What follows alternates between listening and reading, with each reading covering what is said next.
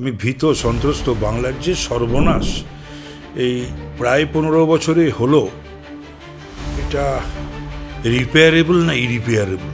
তৃণমূল বাংলার রাজনৈতিক সংস্কৃতি এবং সাধারণ সংস্কৃতির একেবারে সর্বনাশ করে ছেড়ে দিয়ে অন্য দলের রাজনৈতিক কর্মী বা পদাধিকারীকে আমার তো সম্মান জানাতে হবে। সেই জিনিসটা যেন এই উবে যাচ্ছে বাংলা থেকে। বিপিএমের সঙ্গে যারা লড়াই করেছিল, জীবনের ঝুঁকি নিয়েছিল, রক্তাক্ত হয়েছিল, অঙ্গহানি হয়েছিল এবং প্রাণ দিয়ে চলে গেছে, সেই সমস্ত পরিবারের লোকজন আজকে কোথায়? তারা তো সাইড লাইন হয়ে গেছে। এক, সেই মমতা কি এই মমতা? প্রশ্ন দিই।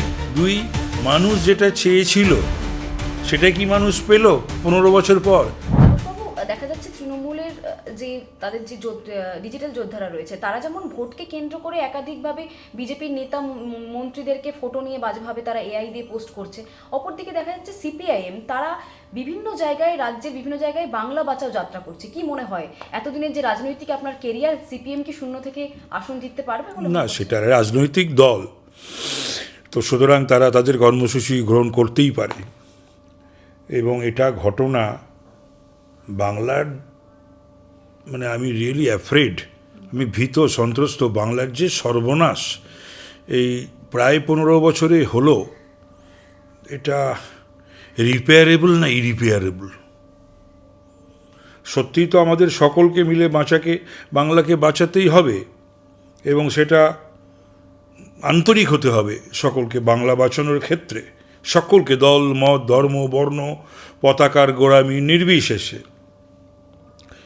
তো গণতান্ত্রিক বন্দোবস্তে মাল্টিপার্টি সিস্টেমে সব রাজনৈতিক দলই তো তার কর্মসূচি নেবে, সেটা নিয়ে আমার কোনো কিছু বলার কোনো স্পর্ধা নেই।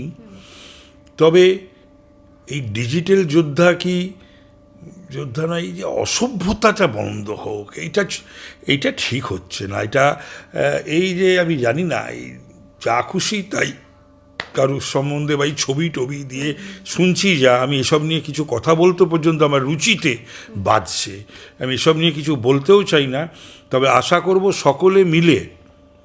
সকলে মিলে আমাদের বাংলার সাধারণ সংস্কৃতি, রাজনৈতিক সংস্কৃতির কথা মাথায় রেখে এই সব জিনিসগুলোকে নিয়ন্ত্রণে আনবে এবং প্রতিটি রাজনৈতিক দলই এ বিষয়ে তারা খুবই সতর্ক এবং সচেতন হবে এবং তাদের একটা এফোর্ট থাকবে যে এই সমস্ত জিনিসগুলোকে।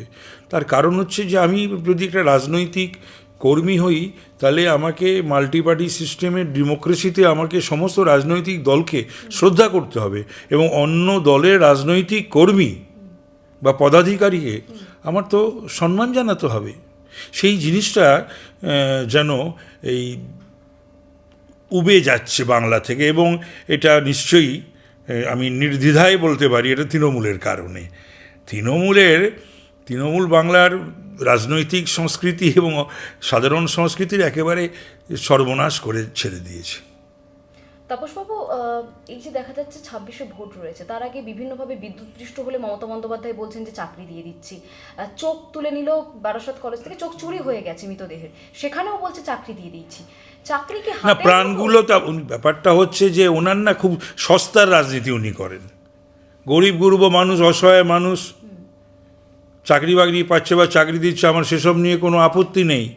তো মানুষগুলোর যে নিজেদের অপদার্থতার জন্যে, ব্যর্থতার জন্যে, বা সিএসটিসির, কলকাতা পুরসভার যে নেগলিজেন্সের জন্য যে মানুষগুলো মারা গেল, এবং এই চোখকে তুললো, কারা তুলল? এর পেছনে যে বিভিন্ন সরকারি হাসপাতালে যে দীর্ঘ বেশ কিছু বছর ধরে যে এই সমস্ত কাজকর্ম চলছে, দুর্নীতি চলছে, এবং এই যে সমস্ত কিডনি কেটে নেওয়া, চোখ তুলে নেওয়া, তো হতে পারে এটা তো একটা চক্র। তো এই চক্রটাকে বন্ধ না করে উনি চাকরি দিয়ে দিচ্ছেন বলে এটা বাংলার মানুষ কিন্তু বড় একটা খুশি না। উনি কখনো কোনো জিনিসের ডিপে গভীরে যেতে চান না।